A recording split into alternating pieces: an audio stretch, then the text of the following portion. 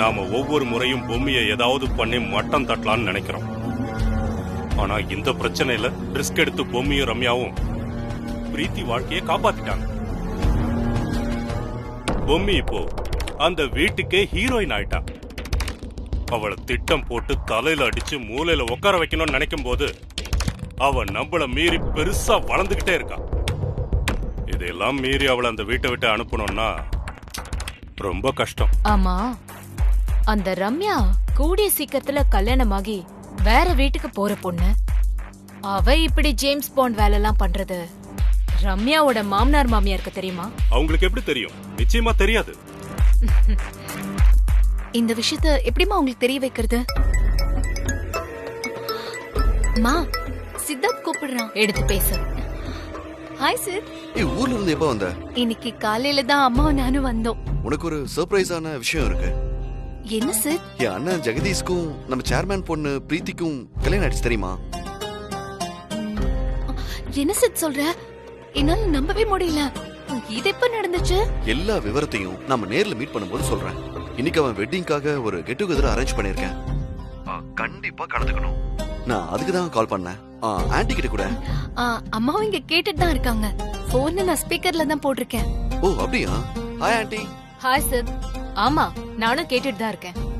கண்டிப்பா வந்துடுறோம். எத்தனை மணிக்கு ஃபங்க்ஷன்? Evening 6 o'clock anti. கண்டிப்பா வந்துடுறோம்பா. சரிங்க ஆன்ட்டி. பாய். பாத்தீங்களா, தமன்னா இப்பதான் எப்படி சொல்ல போறீங்கன்னு கேட்டா, இப்ப குழம்பு வைக்கலாம்னு நினைச்சா கோழியே தாண்டா குழம்புல வந்து விழுது.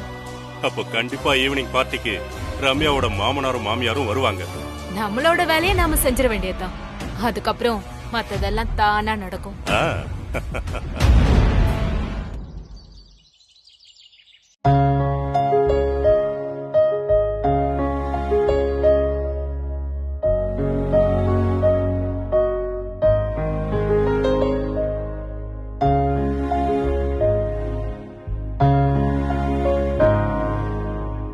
என்ன சார் இதெல்லாம்?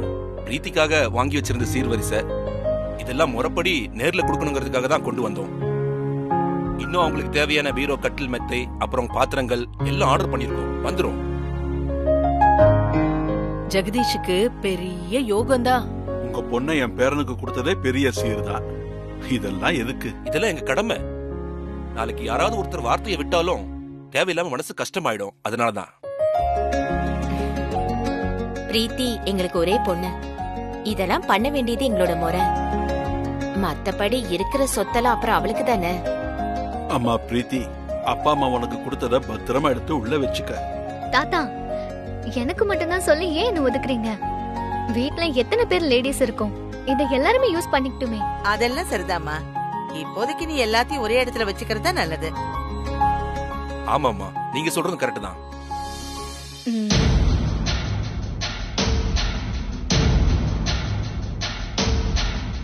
அண்ணே, இங்க பாத்தியா அண்ணே? ஜெகதீஷ்காக அவங்க மாமனார் எவ்வளவு சீர்சனத்தை கொண்டு வந்திருக்காருன்னு பாரு. கட்டில் பீரோ கூட ஆர்டர் பண்ணிருக்காராம். அது வேற வருதான்.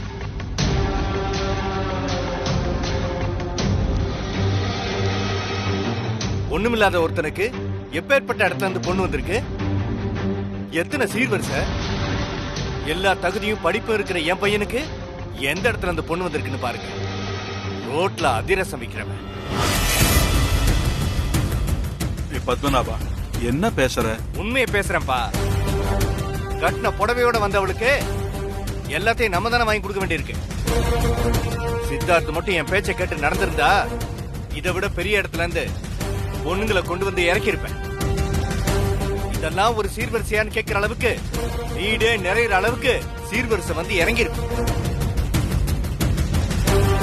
எல்லாத்தையும் கெடுத்து குட்டிச்சவராக்கிட்டு இப்ப என்ன பேசுறேன்னு கேக்குறீங்க? கொஞ்சம் அமைதியா இருக்கீங்களா? நான் ஏன் அமைதியா இருக்கணும்? சாதாரண இடத்துல இருந்து ஒரு பொண்ணை கட்டி வச்சு வாழ்க்கைய மொத்தமா கெடுத்து வச்சிருக்காங்க. ஜெகதீஷ்க்கும் பிரீத்திக்குமான சீர்வரிசையை அவங்க கொண்டு வந்திருக்காங்க. இதுல தேவையில்லாம என்னையும் பூமியை பத்தி பேசி பொம்பளுக்கு கூடாது. இந்த மாதிரி சித்தார்த், உன் அப்பாங்கிற முறையில மிஸ்டர் பத்மநாபன்,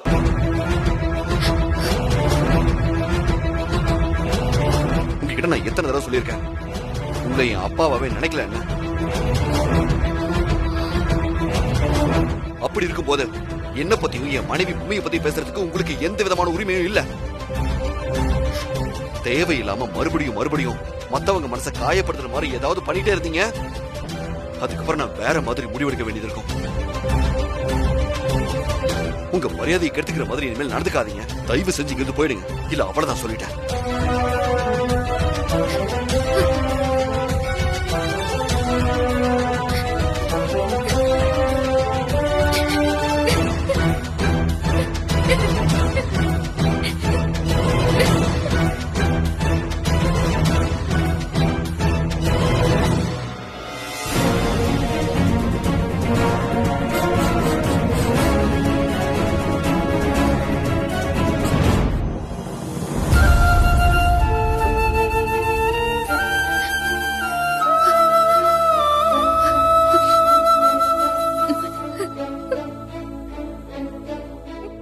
பூமி,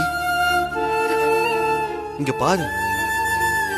அப்பா உன்னை மட்டம் தட்டி பேசுறத நீ எப்பவுமே ஒரு பொருட்டை எடுத்துக்கவே கூடாது. இந்த வீட்டுல இருக்க மத்தவங்க எல்லாரும் உன்னை எப்படி நடத்துறோம், உன்னை எந்த விதமா பாக்குறோங்கிறதா இங்க முக்கியம். சின்ன வயசுல இருந்து தூக்கி வளர்த்த ஜெகதீஷையே வார்த்தைக்கு வார்த்தை அனாதன்னு சொல்லி காயப்படுத்திட்டு இருக்காரு. அப்படி இருக்கும்போது உன்னொரு காயப்படுத்தி வேடிக்கை பாக்குறதுல ஒரு ஆச்சரியமும் இல்ல. அவர் மனசுல நிறைய அழுக்கு இருக்கு. அவரு அப்படிதான் தெரிஞ்சு போனதுக்கு அப்புறம் அவர் மாதிரி ஆளுங்க சொல்ற வார்த்தைகளை நீ மதிக்கவே கூடாது. இல்ல, அவரு ரொம்ப கடுமையா. இங்க பாரு, நீ இப்படி எல்லாம் அழுவேன்னு தெரிஞ்சுதான் வேணும்னே உன்னை சங்கடப்படுத்துறாரு, காயப்படுத்துறாரு. அவர் சொல்ற வார்த்தைகளை மனசுக்கு எடுத்துட்டே போகாத. நம்ம சந்தோஷங்கிறது எப்பவுமே அடுத்தவங்களால நிர்ணயிக்கப்படக்கூடாது. புரியுதா? இங்க பாரு, அவர் திரும்ப உன்னை சங்கடப்படுத்துறாரு. இந்த வீடே வேண்டான்னு நீ நினைச்சா கூட நம்ம தனியா ஒரு வீடு எடுத்து கூட போக முடியும். நீயே ஒரு வேலை விருப்பப்பட்டா உனக்காக நான் அதை கூட செய்ய தயாரா இருக்கேன். என்ன வேம்பு சார்? இல்ல பூமி, நீ நல்லா யோசிச்சு சொல்லு. நீ சொல்றதுலதான் எல்லாம் இருக்கு. ஐயோ, அப்படியெல்லாம் இல்ல வேம்பு சார். எனக்காக நீங்களும் உங்க அப்பாவும் சண்டை போட்டுக்கிறதெல்லாம் என் மனசுக்கு ரொம்ப கஷ்டமா இருக்கு. நீங்க எனக்காக அவர்கிட்ட பறிஞ்சு பேசுறது மனசுக்கு ஆறுதலா இருந்தாலும் என்னால தானே அங்க சண்டை வருது. அதுவும் இந்த நேரத்துல போய் வீட்டை விட்டு எனக்காக வரேன்னு நீங்க சொல்றதெல்லாம் தப்பு. நான் உங்ககிட்ட எதேதோ சொல்லி பிரிச்சு கூட்டிட்டு போற மாதிரி ஆயிடும். அதனால எதுவும் வேண்டாம். நீங்க இந்த விஷயத்துல எனக்காக இவ்ளோ வருத்தப்படுறீங்கன்னா இனிமே நான் மாறிக்கிறேன். அவர் என்ன பேசினாலும் சரி, நான் அழமாட்டேன். அத ஒரு பொருட்டாவே எடுத்துக்க மாட்டேன். என்ன நினைச்சு நீங்க வருத்தப்பட வேண்டாம், சரியா? நான் உனக்கு ஆறுதல் சொல்ல வந்தேன், ஆனா இப்ப நீ எனக்கு ஆறுதல் சொல்ற.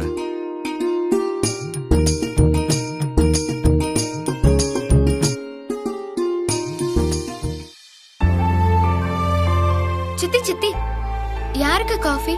பெரியண்ணே காஃபி கேட்டாருமா, அதான் கொண்டு போயிட்டு இருக்கேன். கொடுங்க, நான் கொண்டு போய் கொடுக்கறேன். நீயா? ஏ, நான் கொண்டு போய் கொடுக்க கூடாதா? அவரு வேணா என்ன வேண்டாத மருமகளா நினைக்கலாம். ஆனா ஒரு மாமனாரா, வேம்பு சார் அப்பாவா அவர் எங்க வாழ்க்கையில இருந்துதானே ஆகணும்.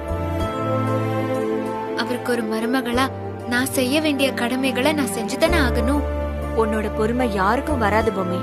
இந்தா கொண்டு போய் கொடு. கொடுத்துட்டு வரேன்.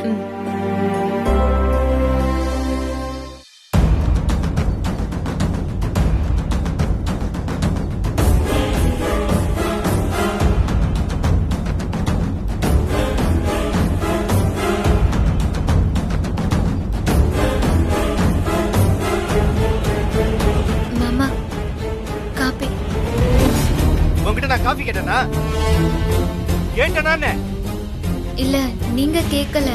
வளர்மதி சித்தி கொண்டு வந்தாங்க. நான் கொடுக்கறேன்னு கேட்டு கொண்டு வந்தேன். ஓஹோ, புருஷன் திட்டுவா பொண்டாட்டி காபி கொடுத்து சரி பண்ணலான்னு கொண்டு வந்தியோ? நீ கொண்டு வந்ததை கொட்டிக்கிறதுக்கு நான் ஒண்ணும் குப்பை தொட்டி கிடையாது. போ. நீங்களா என்கிட்ட கேட்டு ஒரே ஒரு தடவை காஃபி வாங்கி குடிச்சீங்க. அப்படி காஃபி குடிக்கும் போது நீங்க என்னால ஜீரணிக்க முடியாத ஒரு விஷயத்த சொன்னீங்க. நீ இந்த வீட்டை விட்டு கிளம்பிடணும், சித்தார்த்த வாழ்க்கைய விட்டே போயிடணும்னு சொன்னீங்க. முத தடவையா மாமனார் நம்மள மதிச்சு ஒரு விஷயம் கேட்டிருக்காரே, அதை நாம தட்டாம நிறைவேற்றணும்னு நானும் மனசார நினைச்சேன். அதுக்காக தான் நான் எங்க வீட்டுக்கே கிளம்பி போனேன். ஆனா என் புருஷன் என் கிராமத்துக்கே வந்து என்ன சமாதானப்படுத்தி கூப்பிடுறதுக்கு எவ்வளவோ கெஞ்சினாரு. அப்பவும் திருட்டு பழிய சுமந்துக்கிட்டு திரும்பவும் இந்த வீட்டுக்குள்ள நான் வரமாட்டேன்னு நான் உறுதியா நின்னேன். அதுக்கப்புறமும் அவரு எனக்காக பல கஷ்டங்களை அனுபவிச்சாரு. என்ன கூட்டிட்டு போயே தீருவேன்னு ஒத்த கால்ல நின்னு என்ன கூட்டிட்டும் வந்திருக்காரு. என் மேல வந்த பழிய தொடக்கிறதுக்காக பூக்குழி இறங்கி அவர் பட்ட கஷ்டம் அதனால மறக்கவே முடியாது. இப்போ இந்த நிமிஷம் ஒரு கணவன் மனைவியா உறவு எங்களுக்குள்ள மலர்ந்துருச்சு. அதுக்கு காரணம் நீங்க தான். அதுக்கு நான் உங்ககிட்ட நியாயமா பார்த்தா நன்றி தான் சொல்லணும். அவர் இப்பவும் என்ன முழுசா மனைவியா ஏத்துக்கிட்டாருன்னா சொல்ல முடியாது. அப்படி என்கிட்ட பழகவும் இல்ல. ஆனா ஒரு மனுஷியா என்ன மதிக்க ஆரம்பிச்சிட்டாரு. இந்த வீட்ல யார் என்ன பத்தி தப்பா பேசினாலும் எனக்கு பதிலா அவரு கோவப்படுறாரு. என்ன மனசால மனைவியா ஏத்துக்கலனாலும் வார்த்தையால மனைவின்னு திருப்பி திருப்பி சொல்லிட்டேதான் இருக்காரு. எனக்காக இவ்வளவும் இறங்கி வந்து பண்ணக்கூடிய ஏன் புருஷனை விட்டு நீங்க இல்ல வேற யாரு என்ன சொன்னாலும் காயப்படுத்தினாலும் இந்த வீட்டை விட்டும் அவரை விட்டும் நான் போகவே மாட்டேன். இனிமே அவர்தான் என் வாழ்க்கை. எனக்கு அது நல்லாவே புரிஞ்சு போச்சு. ராமர் இருக்கிற இடம் தானே சீதை கையோத்தி, அவர் இருக்கிற இடம் தான் எனக்கு எல்லாமே. இனிமே என்ன பத்தி எவ்ளோ தரக்குறைவா நீங்க பேசினாலும் இல்ல என் குடும்பத்தை பத்தி நீங்க பேசினாலும் நான் என் குடும்பத்தை விட்டு போகவே மாட்டேன். ஒருவேளை நான் செத்து என் பொண்ணும் இந்த வீட்டை விட்டு போகுமே தவிர நீங்க என்ன நினைச்சாலும் வேற எதுவும் நடக்காது. ஓ, சவால் விடுறியா? என்கிட்டயே நீ சவால் விடுற, அப்படிதானே? மாமனார் கிட்ட மருமக சொல்ற விஷயம் எப்படி சவால் ஆகும்? நீங்க என்ன மருமகன்னு நினைச்சிருந்தா இப்படி பாரபட்சமா நடந்திருக்க மாட்டீங்க. மருமகங்கிற வார்த்தைக்கு அர்த்தமே இன்னொரு மகதான். நீங்க என்ன மகளாவும் பார்க்கல, மருமகளாவும் பார்க்கல. நிச்சயமா நீங்க என்ன மனசார மருமகளா ஏத்துக்கிற ஒரு நாள் வரும். அப்படி வரா மாதிரி நானும் நடந்து காட்டுவேன். அது வரைக்கும் பொறுமையா நான் காத்திருப்பேன். ஆனா உங்க மருமகளா நான் உங்களுக்கு செய்ய வேண்டிய எந்த கடமைகளையும் நான் நிறுத்த மாட்டேன். செஞ்சுட்டே தான் இருப்பேன்.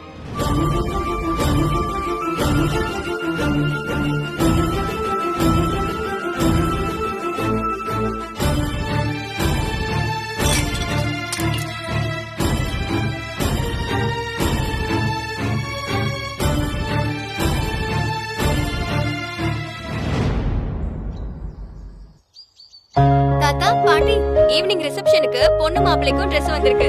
அதுவும் செம்மையா இருக்கு. ரம்யா, அது கொடுத்துட்டு மாப்பிள்ளை கொஞ்சம் சீக்கிரம் ரெடியாக சொல்லு. ரம்யா, எல்லாம் சரி. ஆனா நம்ம அண்ணன் கோட் சூட்லாம் போடுவாரா? ஏய், ரிசப்ஷனா போட்டு தானே ஆகணும். அண்ணே, கரெக்டா சொன்னீங்கண்ணே. தர்ஷினி, அது கொடு. அண்ணே, நீங்களே வந்து அவர்கிட்ட சொல்லுங்க, அப்பதான் போடுவாரு. ஏய், நானும் வரேன். சரி பாபா. சரி வா. பொம்மி, பிரீத்திய ரெடி பண்ணி கூட்டிட்டு வா. பிரீத்தி, போமா. வாங்க வாங்க, உட்காருங்க.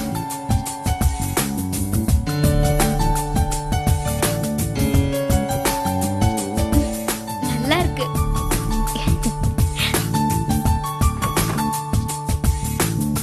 அண்ணா, கோட் ஷூட் போட்டுக்கோங்க. ஐயா, கோட் சூட்டா? இதெல்லாம் என்னால போட முடியாது. நானே இதை போட்டு வர்றவங்கள சர்க்கஸ்காரங்க மாதிரி பார்த்திருக்கேன். நான் மாட்டேன். இதெல்லாம் போட்டா மேஜிக் பண்றவங்க மாதிரி இருக்கும். ஜெகதீஷ், இன்னைக்கு ஒரு நாள் நீ போட்டு தான் ஆகணும். உன்னை கெஞ்சி கேட்டுக்கிறேன். இதெல்லாம் போட்டு ஷூவெல்லாம் போட்டு என்னால நிக்க கூட முடியாது. மேடை ஏறி நடக்கணும், எல்லார்கிட்டையும் பேசணும்னா எப்படி முடியும்? எப்பவும் போல நான் சாதாரண ட்ரெஸ்லயே இருக்கேன். பிரீத்தியோட அப்பாட்ட வேணா நான் பேசுறேன். ஏய், என்ன நீ? ஃபங்க்ஷனுக்கு எவ்வளவு பெரிய கெஸ்ட் எல்லாம் வராங்க, அவங்க முன்னாடி நீ சாதாரணமா வந்து நிக்க முடியுமா? நீ கண்டிப்பா இதெல்லாம் போட்டுதான் ஆகணும். டேய் கூடாது. முடிங்கண்ணா. இல்ல போட்டுக்கோங்க.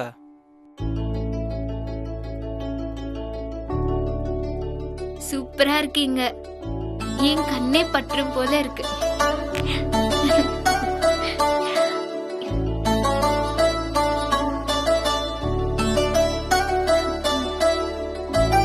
அனி பிரீத்தி அக்கா, ஜெகதீஷ் மாமா கோட் சூட்லாம் போட மாட்டேங்கிறாரு. அப்படியே சொன்னாரு. சரி நான் போய் பாக்குறேன். வா போலாம். மாமா சார் என்ன பண்ணுவாங்க? என்ன பண்றாங்க போய் பாப்போமா? போலாமா? சரி சரி போலாம், வா. வா போய் பார்க்கலாம்.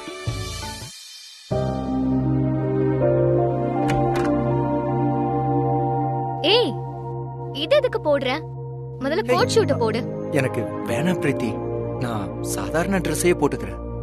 எனக்கு இதெல்லாம் பழக்கம் கிடையாது, கூச்சமா இருக்கு. முதல்ல இத புடிங்க. இததான் போடணும். புடிங்க. சேஞ்ச் பண்ணுங்க. இப்போ ஏன் நீ இத போட மாட்டேங்கிற? சொன்னா கேளு பிரீத்தி, எனக்கு ரொம்ப கஷ்டமா இருக்கு. இங்க பாருங்க, இந்த தாழ்வு மனப்பான்மையை முதல்ல சுத்தமா விட்டுருங்க. இத்தனை நாள் நீங்க தெய்வநாயகம் ஐயாவோட பேரன் ஜெகதீஷ வேணா இருந்திருக்கலாம். ஆனா இப்போ நீங்க யாரு? தி கிரேட் அருணாச்சலத்தோட மருமகன், இந்த பிரீத்தியோட ஹஸ்பண்ட். உங்களுக்குன்னு ஒரு கெட்டப் கெத்து இதெல்லாம் இருக்கணும் தானே? இதெல்லாம் நீங்க மெயின்டைன் பண்ணியே தீரணும். இது என்னோட ஆர்டர். ப்ளீஸ் என்னை விட்டுற, நான் அந்த ட்ரெஸ்ஸையே போட்டுக்கிறேன். டேய் தம்பி, இந்த ட்ரெஸ் நீ போடுறியா இல்லையா? ஐயோ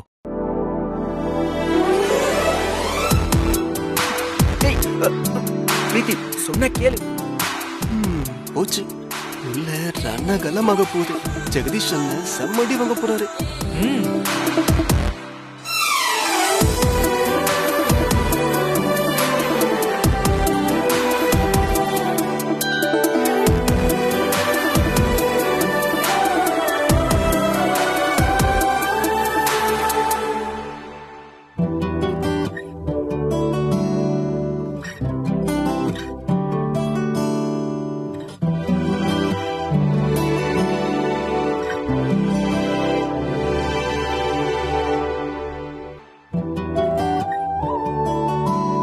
அடுத்து ஷூ.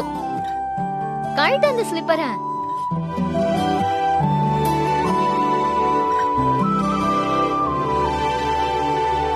பிரீத்தி,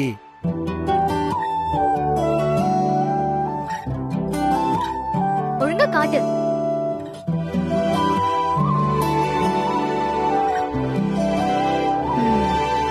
எந்திரி. இப்ப எப்படி கெத்தா இருக்கு? கம் ஆன், போலாம் வா. வா.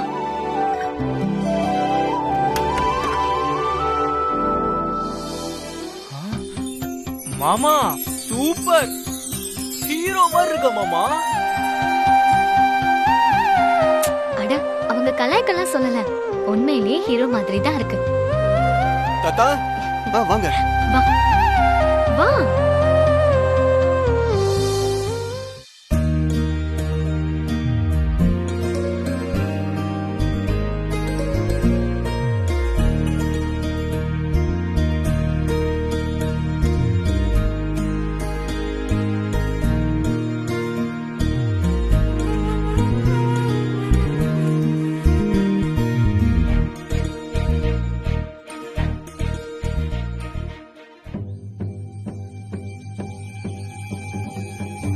ஐயோ, அப்படியா?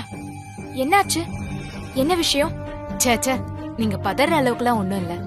ஒரு பாசிட்டிவான விஷயம்தான். மணப்பொண்ணு பிரீத்தி இருக்கால, அவளுக்கு இதுக்கு முன்னாடி பாத்திருந்த மாப்பிள்ள, அதான் ராகுல், அவன் ரொம்ப தப்பான ஆளு.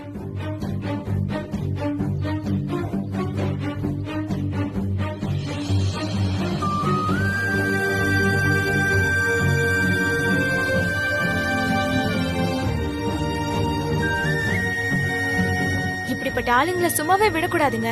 போலீஸ்ல புடிச்சு கொடுத்து வெளியவே வர விடாம பண்ணணும். கரெக்ட்.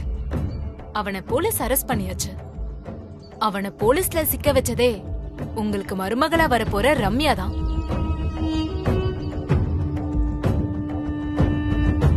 கடைசியா பொம்மியும் ரம்யாவும் அந்த பசங்க கூட சண்டை போட்டு வீடியோ ஆதாரத்தை தேடி எடுத்து போலீஸ்ல புடிச்சு கொடுத்திருக்காங்க. அதுக்கப்புறமா தான் பிரீத்திக்கும் ஜெகதீஷ்க்கும் கல்யாணம் ஆயிருக்கு.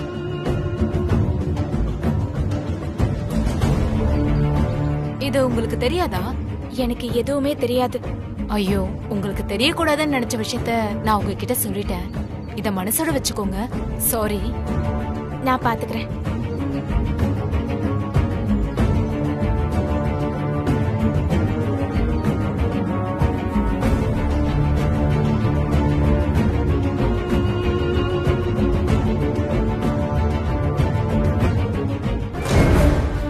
தீயை பத்த வச்சாச்சு.